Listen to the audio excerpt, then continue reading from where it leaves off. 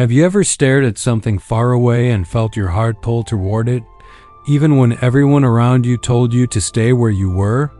Long ago, in a small village where life was simple but heavy, there lived a young woman named Helena. From childhood, she worked with her hands in the kitchen and bent her back in the fields. The village taught her how to survive, but her heart wanted more than survival. Every evening, she sat on a wooden fence and watched a train pass in the distance. To others, it was just noise and smoke. To Helena, it was freedom moving on iron wheels.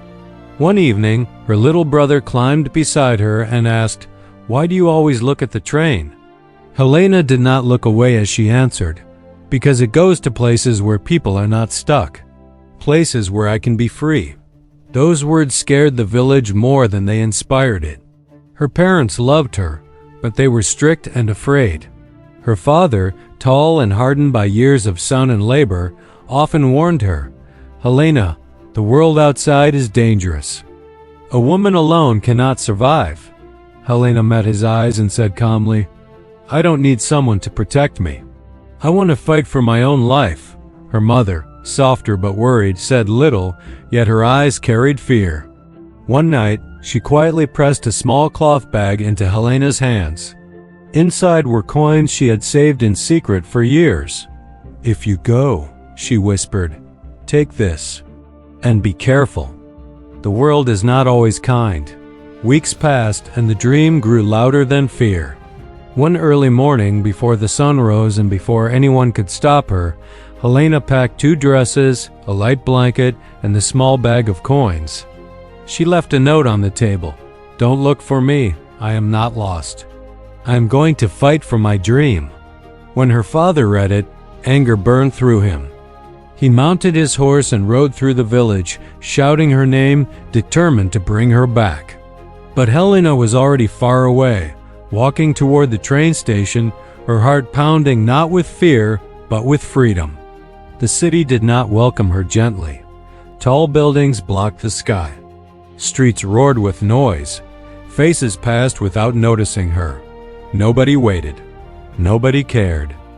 Helena rented a small, cold room and began searching for work. Doors closed again and again. "We don't need anyone," they said. "Come back later." Some days she ate old bread. Some days she ate nothing at all.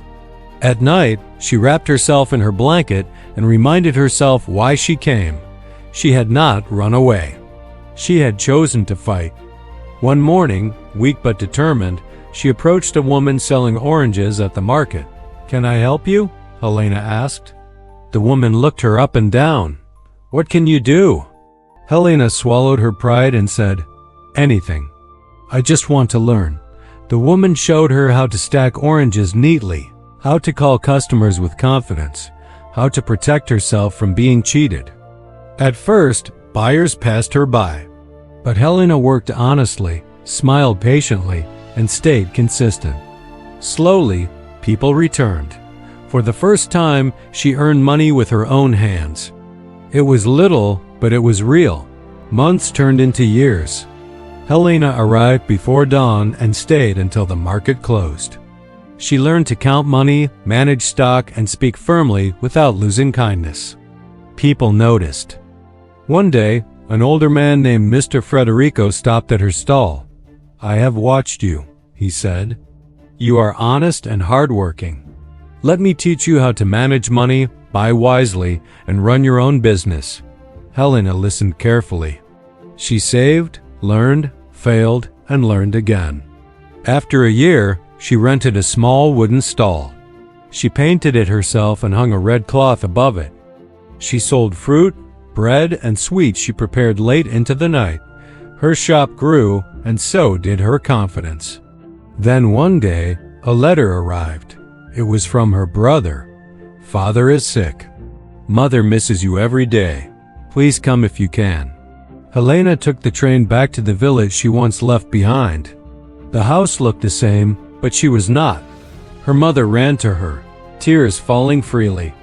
"Is it really you?" she whispered. Helena hugged her tightly.